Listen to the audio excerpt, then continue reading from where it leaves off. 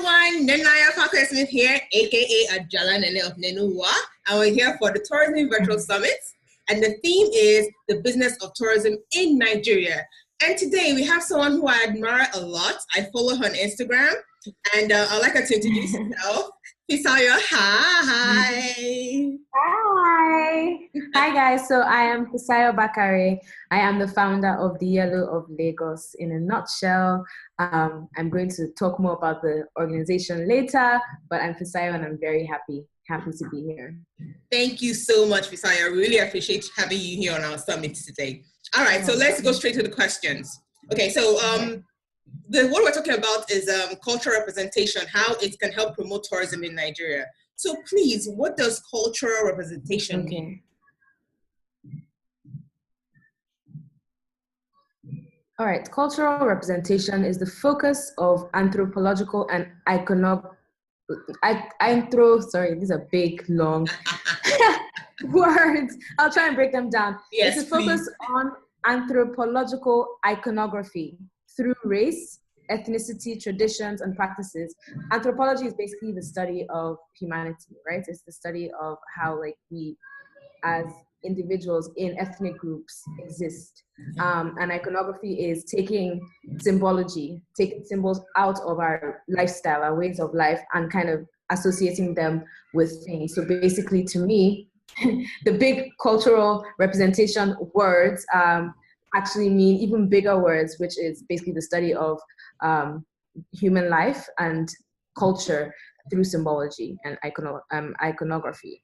And the term was actually cultivated by Stuart Hall. I had to do some research on this. Stuart Hall,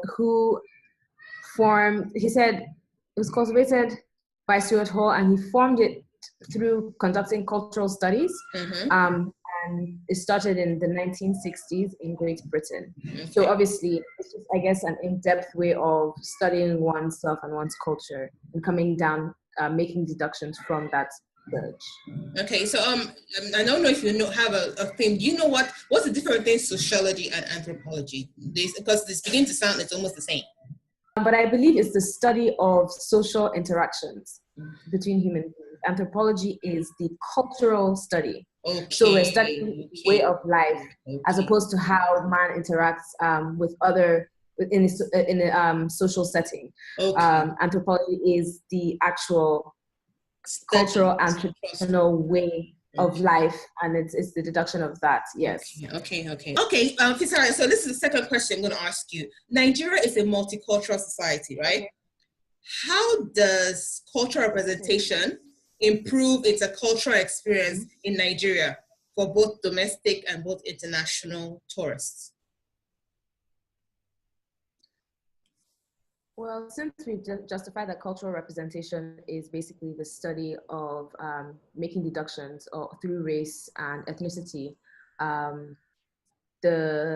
how cultural representation now put in the Nigerian context is basically a way of us looking inward to see and to deduce from our natural way of life how we want to be represented. So we kind of have to take ownership of that narrative. With the Yellow of Lagos, I use the representation of the Danfo, for example, to kind of marry travel and tourism, because you have to go from point A to point B. So logically, you're transiting through a vessel. That vessel of a symbology would be the Danfo. And then you also have the inferences that yellow creates yellow is a happy color. Yellow is, it's like the sun, it shines, so you can make metaphoric inferences as well. And so using just the iconology of the Yellow of Lagos, we think about transport and travel automatically because you're seeing the Danfo, which represents where we are locally, Lagos. Because the moment you see a Danfo, yep, this is Lagos. The moment you start to you say, yes, this is New York. The moment you see, the pyramids, you say this is Egypt. So the red bus, you're in London. Exactly, automatically. So these are icons. Whether or not you want to embrace them, they are actually representations of Lagos.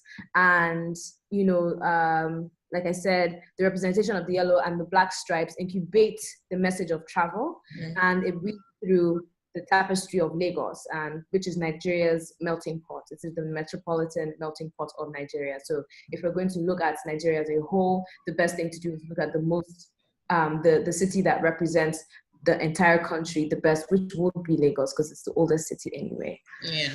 Okay. All right. Thanks for clarifying that. So next question I have is now, how can cultural representation help to remove the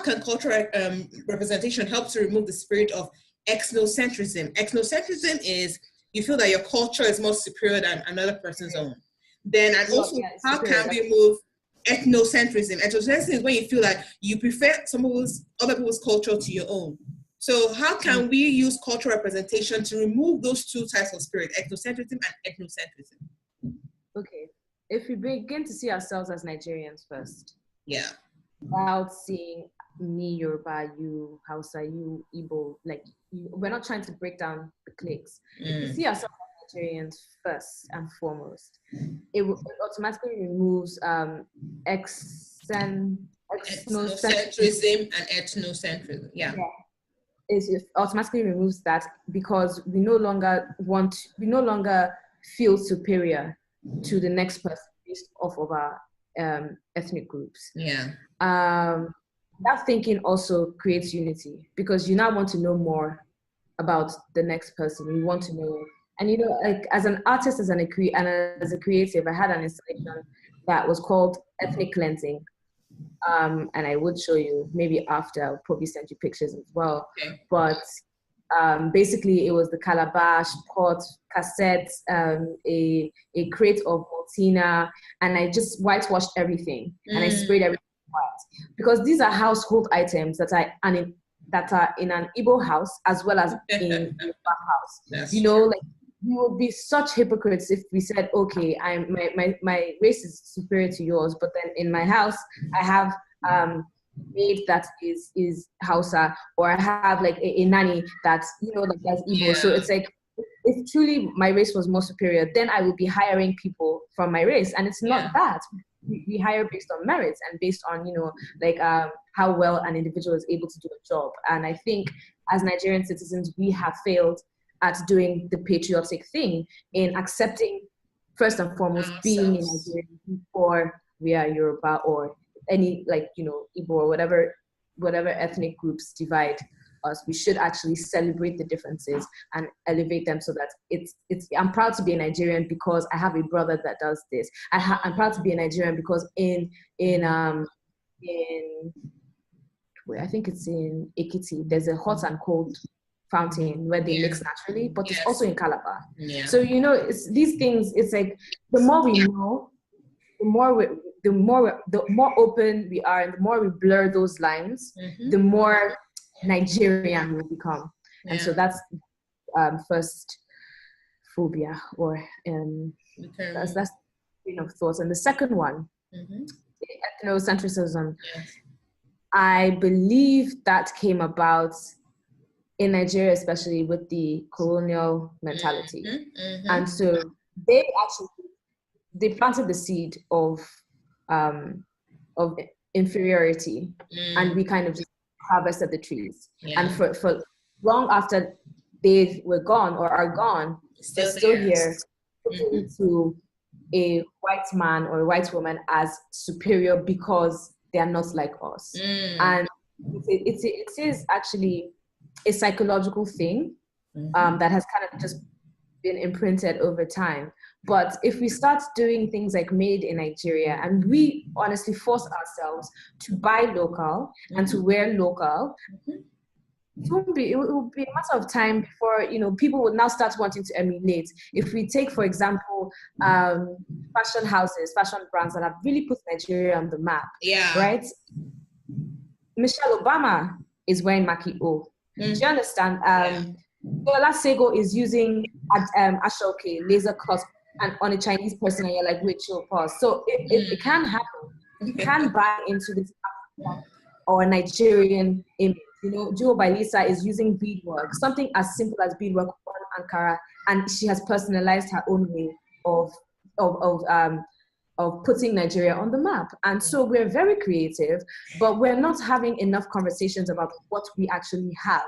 And so automatically, because we're already looking out, when we want to travel, we're traveling out. We're not traveling next door. We're not traveling to another state to see what's going on. We're going to Dubai. We're going to London. And if we have enough energy, we'll travel all the way to America. When all these things are here, just haven't harvested what we have.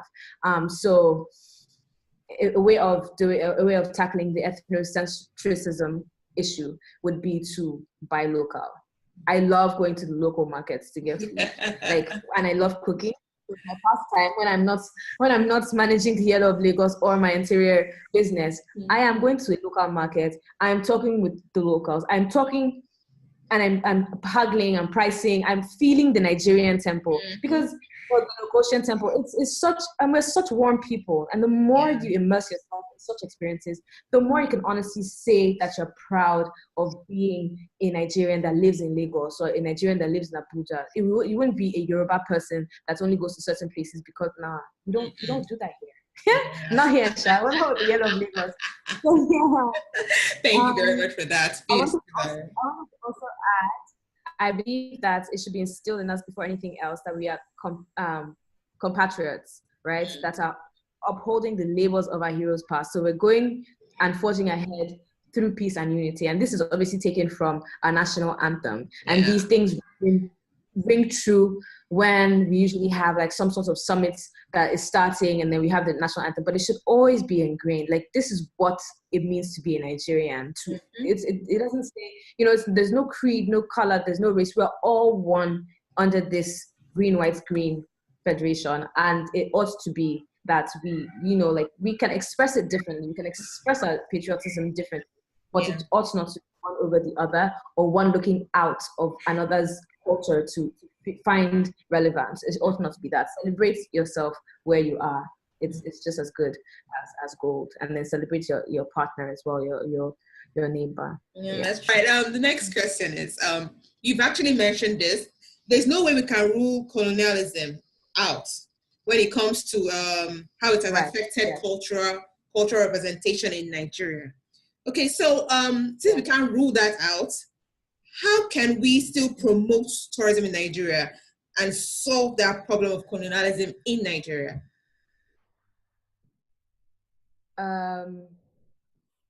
So, if from a historic point of view, those who do not learn from history are bound to repeat the same mistakes from the past. So what we need to do is embrace everything that we are. We embrace the traditional divide. We embrace the colonialism. I don't know what's going on with my C's and my L's today, but we embrace the colonialism. And we highlight every single aspect. We uncover everything, we unearth everything. And this includes even the interrupted ones, right? The ones that were interrupted by colonialism. But you guys understand what I'm saying. They do. And tourism has a huge role to play in the narrative by shaping stories and recounting the past. So we're not only just going to a location because it's nice and it has a waterfall and it's deemed as fun. We are understanding kind of waterways pass through here. If there is life through here, what kind of fish, what kind of species, you're educating as well. And it should always be a platform for educating, because that way, the more you know, the more you're able to find pride in the nationality, in the spirit of nationhood. The people that don't know the history, like I said, are going to repeat it. They're bound to repeat the same mistakes. And in order to break that cycle, education is very key. So in my approach to tourism, it's not so much, it's supposed to be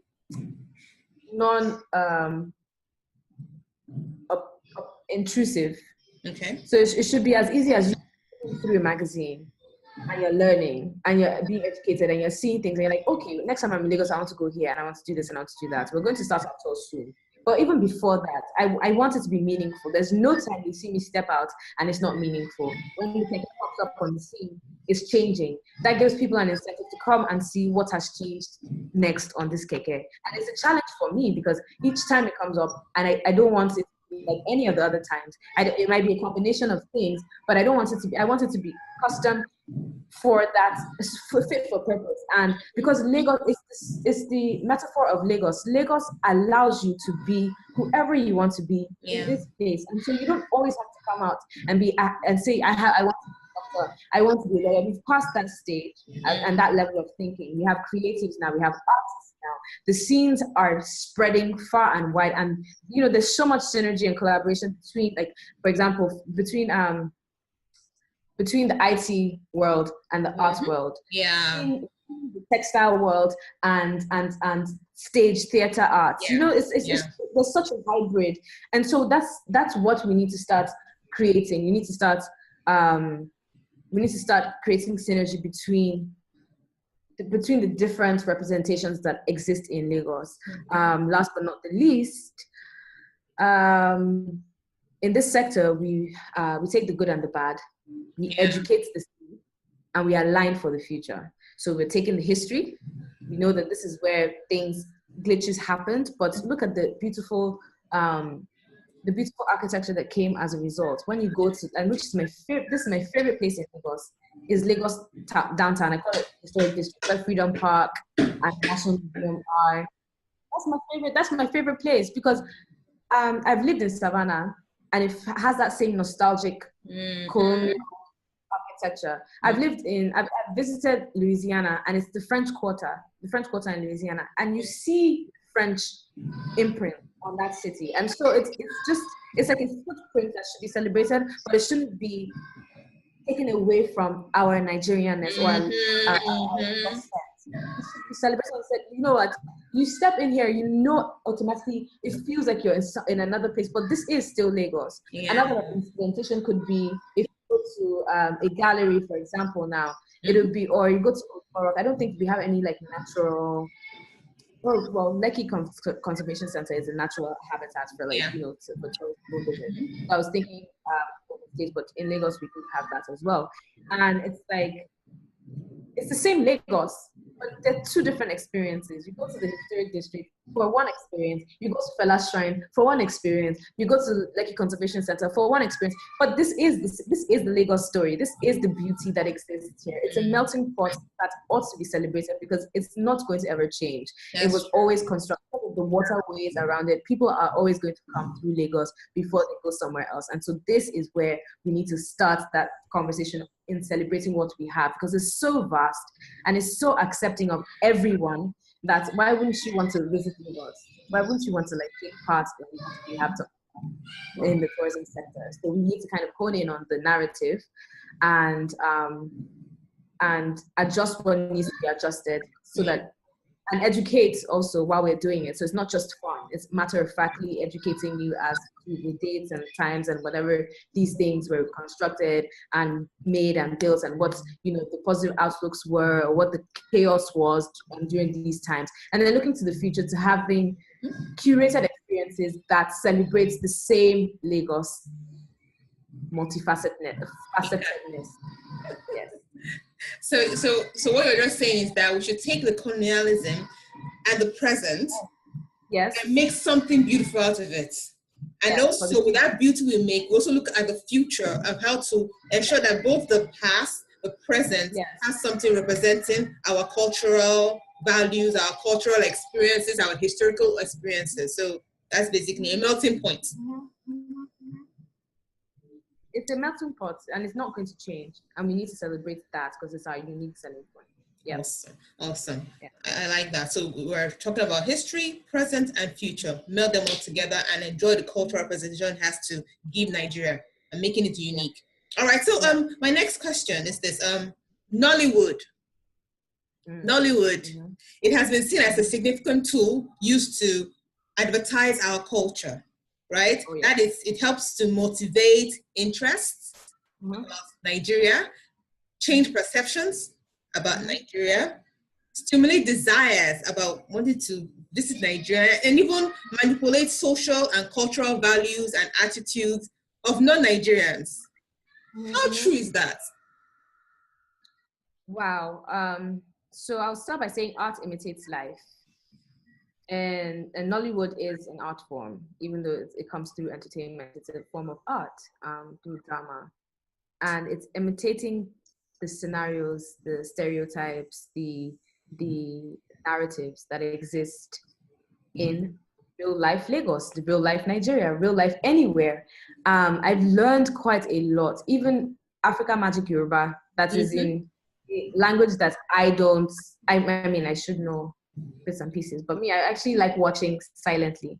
But just to see the body language and the way the people are, and there's always like, like they're always Ifa priests, and they're always this, and black and red are the colors of the, like the deities or whatever, like shrines and stuff. And so you see all these symbologies in Nollywood, and you're like, wow, this is actually a thing. And then you think about the storylines. Some of the storylines they bite off, just pick from the West, but other ones that are well thought out, they have a hidden meaning and message. It's like, look, we're showing this as a representation of Lagos or Nigeria as a whole, because Nollywood covers the entire spectrum. But it should give you something to think about when there's always a take home. At the end of every Nollywood movie is "To God Be the Glory," and it alludes to how religious we are, be it Christian, Muslim, or traditionalist. We're very aware of higher power in Nigeria, and it shows through our Nollywood experience as well. But it does a very good job. That platform does a good job at showcasing our cultures and different soups and different interiors and different landscapes and different states, different bushes. They're quite recurring, but then, the regardless of what the subject matter is, I think it does a very, very profound job in showcasing Nigeria to the world. It's one of I was recently in Zimbabwe, and anytime anyone saw me and my group of people that went for a tour there, I said, Nigerians, how are they? Oh, they'll just say, who was walking? Who was saying something? Juju. I'm like, yeah. They actually were first say, I watch Nigerian movies. I like Nigerian movies. I want to come to Nigeria. I'm like, really? Yes, we Nollywood. So Nollywood is doing a very good job by showcasing our culture and representation. So it's really good. I grew up in Sudan, and I remember anytime people saw me as a Nigerian, they were always so excited. Nigeria! Oh, Mokachi! Pizza Rafai! They would just mention something. Oh, we watch Nollywood. So we should keep up that good job. We should keep up that good job of showcasing our culture. All right. The Nollywood scene is being more refined. I think that the equipments are better, their storylines are tighter, and they're now starting to show the Lagos side of Nigeria. And I think that if we get too westernized, we'll become too marginalized, and it'll just be too much of a melting pot with the West. And I think we should just kind of celebrate what we have. Celebrate the Owambe, celebrate the retreats, celebrate the natural habitats that exist, celebrate the interiors. It's just a festival of creative celebration in one platform or on one platform. I think Nollywood is doing a great job. We should just kind of try not to appeal too much to the Western world. They will eventually come to us. Yeah. So I have one last question, actually. All right, so please tell us about the Yellow of Lagos, your company. Please tell us more about it.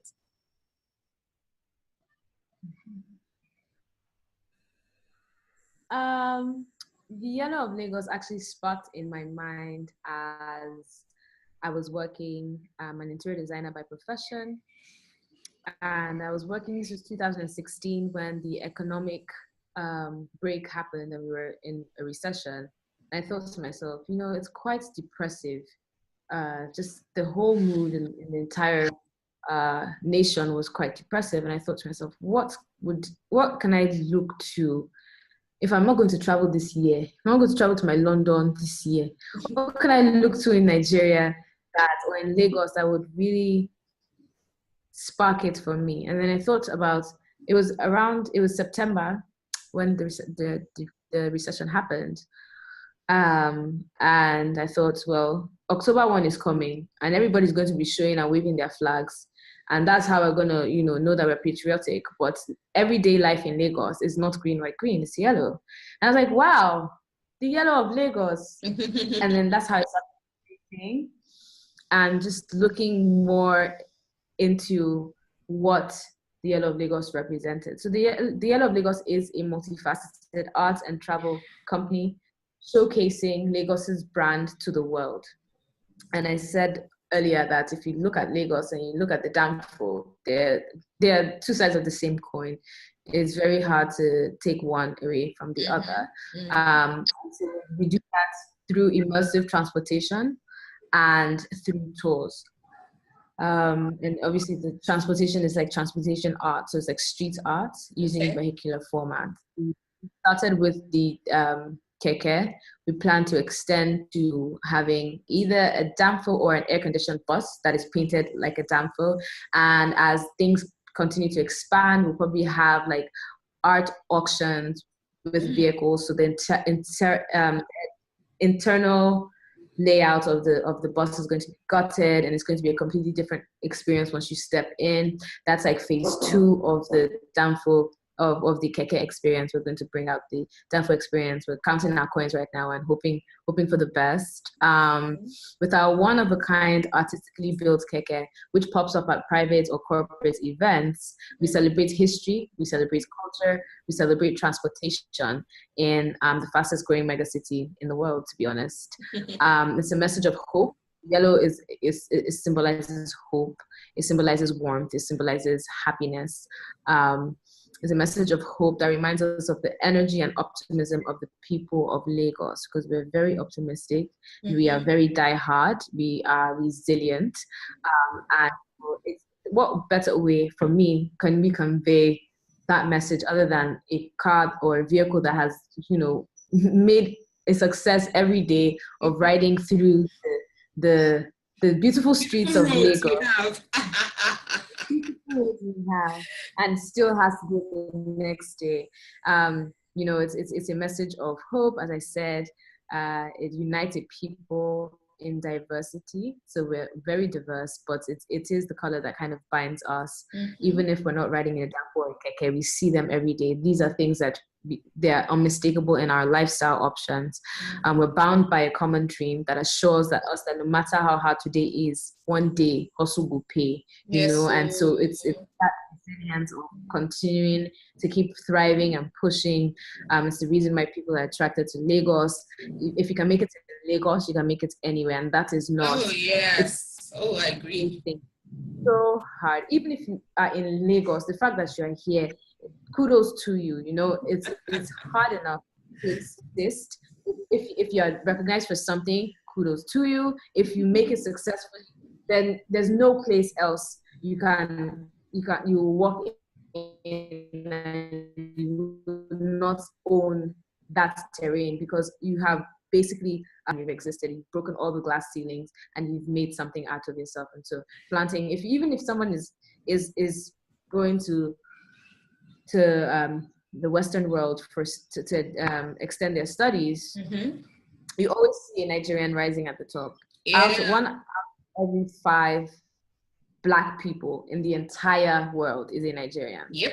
It should mean something, it should mean and represent something. And I think one of the things that binds us, the hustle, the hard work, the resilience, the can-do spirit. Even if you don't have money, you wake up and you're going, you're not sitting there. Yeah. You know that, a lazy man gets no food for lazy man, as Fela would say. And we have inscriptions on our Danfos that are kind of like metaphoric. Yeah. Right? Yeah. And it's right there every day. So that's what the Yellow of Lagos is about. And I'm confident that I gave a talk on a governmental platform, the Lagos to the World summit, and I was talking to stakeholders and people in government, and I was saying that if we could all just look to something in Lagos, because now we're not talking about invest in Nigeria, we're talking about Lagos specifically. Yeah. And so the nature of Lagos is completely different from any other city in Nigeria. And I think that it starts identifying the icons, if we start identifying, because if I were to say, okay, Badagry now, let's talk about Badagry. What would the iconology of Badagry be? It would either for me be a boat, because you want to bring out the point of no return. Yeah. Or it would be the palm, which in West Africa, in this side of West Africa, the sub-Saharan side, we have the largest palm front. Mm-hmm. Mm-hmm. And it extends the whole way through, all the way to the point of no return. And so it would be a palm tree. And so if we start looking at ourselves, taking it back to the first question, through iconology, what I've tried to do, or iconography, what I've tried to do is just look at the damful and have everything else fit into that damful. So we have different cultures, we have different languages, we have different ways of dress, culture, the way our culture interprets the way we dress and we move through the city, the navigation through the city, which would be tourism, and the actual vehicle, which would be transportation. So the Yellow of Lagos marries transportation and tourism, and creates it artistically, but also with undertones of education. Wow, you're really good at a job. But anytime I go for an event, I remember I went for Slave Festival, and I saw the down. I ate a keke. I said, I was at a keke and take pictures here. It was so pretty with the Afrocentric designs, and I love anything that has Afrocentric design. So it was a wonderful representation of tourism, traveling, Lagos, all infused in one. So it was really beautiful. So keep up the good job, darling. And like I said, I have a workshop coming up, so definitely I want to have to take care there by God's grace. Thank you. All right, Fisayo, thank you so much for today. I really appreciate your time. Thanks a lot for explaining so much about cultural representation. So Nigerians, please, let's represent ourselves well. I mean, no matter how small, let's show people that we're good people despite anything that's happening here. Represent Nigeria well. Thanks, Fisayo. Thank you. Thank you for having me. All right, then. Bye-bye.